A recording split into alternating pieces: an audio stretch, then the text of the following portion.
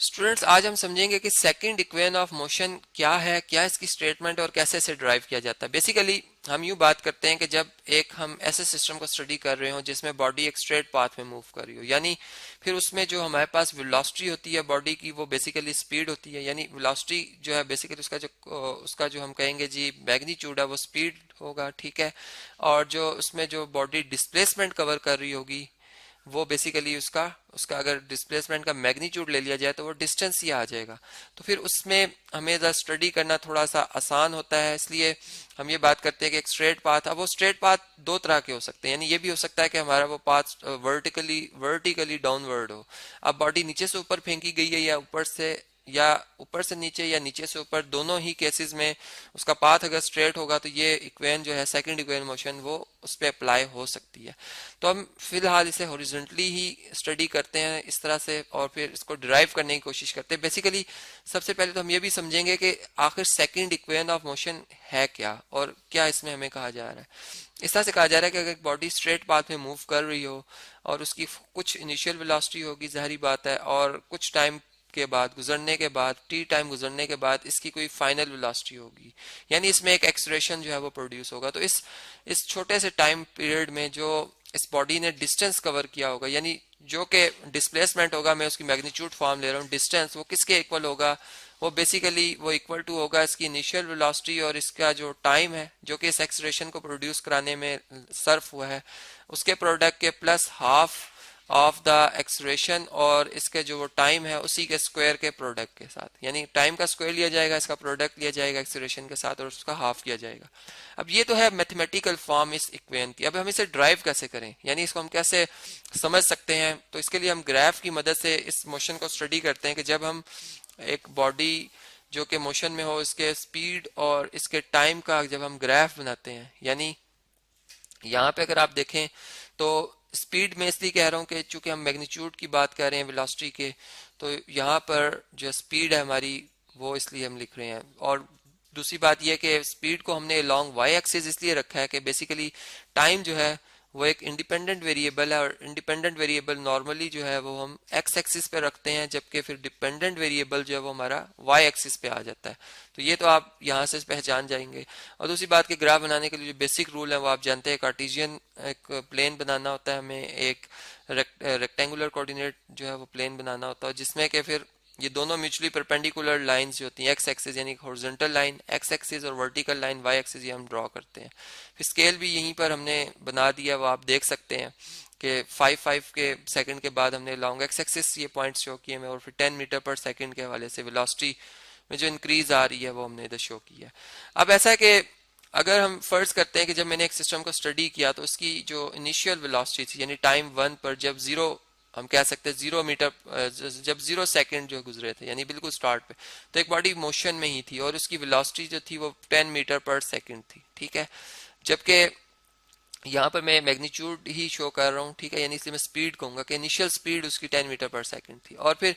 दूसरी बात यह कि जब कुछ टाइम गुजरने के बाद, चलें फर्ज करते हैं हम कि सेकंड जो हमने इसको नोट किया तो ये 20 सेकंड गुजर चुके थे और ये वेलोसिटी जो है इसकी फाइनल स्पीड जो हम कह सकते हैं ये 40 मीटर पर सेकंड हो चुकी थी। तो इस दौरान जो इसमें एक्सलेरेशन प्रोड्यूस हुआ है, ठीक है, वो भी हम कैलकुलेट कर सकते हैं और इसको ड्राइव भी करेंगे। और फिर टाइम हमें पता चल गया कि चेंज इन टाइम बेसिकली जो है वो मैं इसको टी से जाहिर करूं, यानी जो कि सेकंड फाइनल टाइम में से इनिशियल टाइम माइनस करने से आता है। मैं ये कह रहा हूं कि वो टाइम जो हमारे पास डेल्टा टी वो टी ही है। तो अगर हमने ये बात स्टडी करनी हो तो हम इसे कैसे स्टडी कर सकते हैं। देखें, फर्ज करें कि एक बॉडी जो है जब वो 0 मीटर पर सेकंड की रफ्तार से मूव कर रही थी, ठीक है, इस तरीके से मूव कर रही थी। और अब अगर हम यूं बात करते हैं कि उसकी जो 20 सेकंड गुजरने के बाद, यहाँ पर चलें, ये टाइम यहाँ से आप देख सकते हैं, ये शो हो रहा है 20 सेकंड गुजरने के बाद जो है इसकी फाइनल वेलोसिटी जो बन रही है वो 40 मीटर पर सेकंड बन रही थी। ये आप यहाँ से देख सकते हैं, ये है जी फाइनल वेलोसिटी, ठीक है, यानी जैसे इसकी मैग्नीट्यूड फॉर्म में मैं फाइनल स्पीड कह रहा हूँ, ये इनिशियल स्पीड है। अब इसमें जो एक्सलेरेशन प्रोड्यूस हुआ है वो बेसिकली ये येलो कलर की जो मैंने लाइन शो की, स्लोप जो है वो बेसिकली एक्सलेरेशन को रिप्रेजेंट करी, जो कि एक यूनिफॉर्म एक्सलेरेशन। अगर हम देखें तो इस सिस्टम में एक यूनिफॉर्म एक्सलेरेशन है। अब हमने ये देखना है कि एक बॉडी ने कितना टोटल जो है वो डिस्टेंस कवर किया है। यहाँ पर अगर डिस्टेंस को अगर हम देखें तो वो बेसिकली जो ये एरिया है, ये सारे का सारा एरिया अंडर द मोशन जो है, ये सारे का सारा ये इसने डिस्टेंस कवर किया है। जो कि अगर फर्ज करें इसका ये इनिशियल पॉइंट में कह देता हूँ कि ये पी पॉइंट पर थी, ओ जो है वो हम ओरिजिन ले लेते हैं, ये एस पॉइंट है और ये टी पॉइंट है, तो ये जो हमारे पास एरिया बनेगा, एरिया ऑफ जो ये क्वाड्रिलेटरल बन रहा है जी, जिसे मैं क्वाड कह देता हूँ, क्वाड, ठीक है, क्वाड्रिलेटरल शॉर्ट फॉर्म में POST, ये बेसिकली ये एरिया जो सारा ये इस डिस्टेंस को रिप्रेजेंट कर रहा है। जो कि अगर हम यहाँ से एक बिल्कुल इस पॉइंट P के पैरेलल एक पॉइंट P की हाइट पर, यानी जो कि 10 मीटर पर सेकंड शो कर रही है वेलोसिटी, इसकी इतनी ही बुलंदी पर रहते हुए अगर हम एक लाइन ड्रॉ कर दें तो ये भी हमारे पास जो पॉइंट आएगा ये इनिशियल वेलोसिटी ही को रिप्रेजेंट कर रहा होगा, जिसे मैं Q पॉइंट कह देता हूँ। ये Q पॉइंट आ गया और ये वेलोसिटी जो इस जगह पर कितनी है जी, वो 10 मीटर पर सेकंड है, ठीक है। यानी जो कि बता रही है कि एक्सेलरेशन इस जगह पर, ये येलो लाइन ये बता रही है कि एक्सेलरेशन 0 है, ठीक है। जबकि ये जो ये वाली लाइन थी, जिसे चले मैं ब्लू कर देता हूँ, ये बता रही थी कि एक्सेलरेशन जो है अगर हम इन दो वेलोसिटी के हवाले से देखें तो ये एक्सेलरेशन जो है यूनिफॉर्म है, ठीक है। तो ये इस तरीके से हमने ऐसे शो किया हुआ था। चले एक ही लाइन ड्रॉ करते हैं जी, डबल लाइन हो रही है ये इस तरह से, ठीक है। और ये है जी एक्सेलरेशन, और ये जो हमारे पास है ये चेंज इन वेलोसिटी है, ये कितनी वेलोसिटी में तब्दीली आई है अगर आपने वो कैलकुलेट करनी है तो ये ग्रीन, चले मैं इसे ग्रीन कर देता हूँ, ये है जो कि डेल्टा वी है, जो कि आप देख सकते हैं कि ये किसके इक्वल आ जाएगी जी, ये final velocity minus initial velocity के इक्वल आएगी, ठीक है। और अगर हम ये देखें कि ये जो पी और एस के दरमियान डिस्टेंस है, ये बेसिकली ये टाइम है, ये टाइम है, यानी यहाँ से अगर हम देखें तो ये 0 टाइम से स्टार्ट होते हुए, 0 सेकंड से स्टार्ट होते हुए, यहाँ पे चले मैं ओ भी लिख देता हूँ, ये बेसिकली 0 लिखा हुआ था जी, मैं यहाँ पर ओ भी लिख देता हूँ कि ये पॉइंट ओ है। तो 0 सेकंड से 20 सेकंड तक ये जो ये है येलो कलर, ये टाइम को रिप्रेजेंट कर रहा है, चेंज इन टाइम को, जिसको मैं टी कह रहा हूँ, जो कि कितना है जी 20 सेकंड है। तो इस तरह से अगर हम देखें तो अब ये जो हमने क्वाड्रिलेटरल है इसको दो हिस्सों में डिवाइड कर दिया, एक इसमें ट्राइंगल बन रही है, ठीक है। यानी हम ये कह सकते हैं कि एरिया ऑफ ट्राइंगल, कौन सी जी ट्राइंगल, पी और प्लस दूसरी जो है इसमें इसको चूंकि एरिया ऑफ क्वाड्रिलेटरल मुकम्मल करना है तो फिर एक एरिया ऑफ रेक्टेंगल बन रहा है, चूंकि ये सारे एंगल 90 के बन रहे हैं तो ये रेक्टेंगल है। और एरिया ऑफ रेक्टेंगल जो हमारे पास आ रहा है वो कौन सा आ रहा है जी, POSQ। अब हमने इनका एरिया अगर मालूम कर लें तो हमें ये जो डेरिवेशन हमारी ये हो जाएगी जी यहाँ से। अब आप जानते हैं जो एरिया ऑफ ट्राइंगल है, एरिया ऑफ ट्राइंगल में यहाँ पे लिख रहा हूँ, ये इक्वल टू होता है half base side multiply by height, ठीक है। और जबकि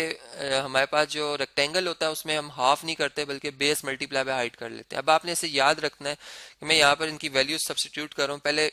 ट्राइंगल का एरिया हम निकालेंगे जी, यहाँ पे मैं ट्राइंगल छोटी सी बना देता हूँ ताकि आपको याद रहे, हाफ। अब बेस क्या जी, इसमें बेस अगर मैं ये टी रख रहा हूँ, ठीक है, जो कि टाइम था, और इसमें हाइट जो है वो ये है डेल्टा वी, जो कि V F minus V I है। तो ये हमारे पास आ जाएगा T multiply by V F minus V I, ठीक है। जबकि ये हमारे पास ट्राइंगल का एरिया है, मैंने छोटी सी ट्राइंगल इसलिए बनाई थी। और अगर हम रेक्टेंगल के हवाले से बात करें, या मैं रेक्टेंगल छोटा सा बना देता हूँ, इसका अगर हमने एरिया निकालना है तो ये रेक्टेंगल आपके सामने है जी, ये वाला, इसमें बेस मल्टीप्लाई बाय हाइट होती है। अगर हम बेस देखें तो इसमें बेस कितनी है जी, इसमें बेस है टी, जो कि यहाँ पर आप देख सकते हैं, और इसमें जो वी आई है बेसिकली ये इसकी इतनी हाइट को रिप्रेजेंट कर रहा है वी आई। तो यहाँ पर V I multiply by T आ जाएगा, तो ये हम लिख देते हैं जी V I multiply by T. अब इन दो वैल्यूज को अगर हम यहाँ पे सब्स्टिट्यूट करते हैं तो एस इज इक्वल टू, यानी इन दोनों को मैं यहाँ से कॉपी कर लेता हूँ जी, यहाँ से हम कॉपी करते हैं इसे और यहाँ पर हम इसे पेस्ट करते हैं, ये आप देख सकते हैं। अब एस इज इक्वल टू इन दोनों का एरिया का सम था, यानी हाफ हाफ, ठीक है, और वी एफ, बल्कि हम ऐसा करते हैं हाफ, ठीक है, टी अपनी जगह पर, वी एफ जो है basically first equation of motion के मुताबिक V I plus A T होती है, ठीक है। हम इसको यहाँ पे दर्ज कर लेते हैं कि V I plus A T, जबकि माइनस वी आई, ठीक है, ये अपनी जगह पर है, और प्लस और वी आई